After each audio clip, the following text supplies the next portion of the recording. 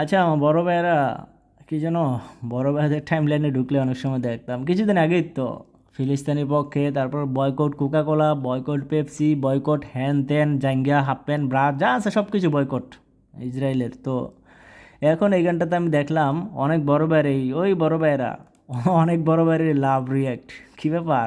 আর এখানে 94,000 লাভ লাভ রিয়্যাক্ট, 6,000 হচ্ছে care react. হ্যাঁ, তো এইসব রিয়্যাক্টগুলো কারা, কাদের থেকে আসে? আর আমার ফ্রেন্ড লিস্টে কিন্তু কয়েকজন আছে বড় ভাই, এই যে 3জন আছে লাভ রিয়্যাক্ট দিয়ে রাখছে। আরও এটা তো গানটা তো আরও বিভিন্ন পেজ থেকে আপলোড করা হয়েছে, তো কোথাও কোথাও কে কে লাভ রিয়্যাক্ট দিয়ে রাখছে আমি জানি না। তবে আমি আমারটা একটু দেখাই, নাহলে তো বলবেন এই যে ইটস মি রাহিত, হা হা অনলি। কারণ আমি আমি বললাম না, আমি কখনো ওই ফিলিস্তিনি পাশে আছি, বয়কট কোকাকোলা, বয়কট পেপসি এসব নিয়ে পোস্ট করি নাই, করিও না, কখনো করছি এটাও বলবো না। কেন করি না জানেন? আমি লোক দেখানো, এই যে শো অফ করা, এগুলো আমার ভালো লাগে না। আমি ইসলামকে ভালোবাসি কিনা এটা আমার ভিতরেই আছে। আমি আল্লাহকে ডাকি কিনা বা নামাজ পড়ি কিনা এটা আমার ভিতরে আছে। একটা নামাজ জুম্মা নামাজ পড়ে এসে পোস্ট দিলাম যে আলহামদুলিল্লাহ জুম্মা নামাজ পড়ে আসলাম। তারপরে সকালে ঘুম থেকে উঠে দিলাম জুম্মা মুবারক, মানে বুঝালাম যে আমি খুব ইমানদারি হয়ে গেছি। অথচ কেউ জানে না যে সারা রাত ধরে গার্লফ্রেন্ডের সাথে বিছনা গরম কইরা, তারপরে সারা রাত ভর পর্ন ভিডিও দেখে আইসা ফজরের সময় গোসলটা দেওয়া, তারপর লেগে একটা ইসলামিক পোস্ট দিয়ে তারপর আবার ঘুমাই যায়। এই জাতি আর কি আমরা। তো আসলে আমি ওইগুলোতে নাই।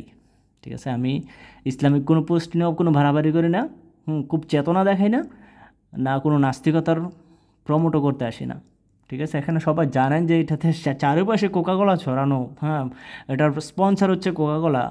তো এটাতে সবাই ঝাঁপাইয়া লাভ রেট দিতেছে, কি বুঝলাম না। এমন একজনকে দেখলাম না যে এখানে এসে একটা কমেন্টস করতে, আমি কিন্তু কমেন্টসও খোঁজ করছি। হয়তো অপরিচিত কিছু লোক আছে, তারা হয়তো এখানে কমেন্টস করছে, কিছু প্রতিবাদ করছে, কিন্তু আমার ফ্রেন্ড লিস্টে অথবা আমার চেনা জানা কিছু লোক কিছুই না। ওয়াও, লাভ রিয়্যাক্ট সব একদম ভরে লাইতেছে, যা একটা অবস্থা। ভালো ভালো, গুড। এটাই হচ্ছে আমরা বাঙালি। আসলে এক কথায় লাস্ট সবশেষে একটা কথা বলা যায়, আমরা দিন দিন একটা নিস্তেজ একটা জাতি হিসাবে আমরা ধাবিত হচ্ছি, অথবা হয়ে গেছে অলরেডি। যার কোনো চেতনা, যার কোনো মানে নির্দিষ্ট কোনো একটা গতিপথ থাকে না, ওই গতিপথ আমাদের নাই। তো চলবে এভাবে, আমরা জাতিটা তেমন আসলে আমরা মোটামুটি বলতে গেলে আমরা নির্লজ্জ জাতি হিসাবে খুবই পরিচিত সারা বিশ্বের কাছে। ব্যাপার না, আর কিছু বলার নেই, ভালো থাকবেন সবাই। এতটুকু একটু বলার ছিল আর কি, এতটুকু বলতে আসছি, আর কিছু বলার নেই। বাই বাই, আল্লাহ হাফিজ।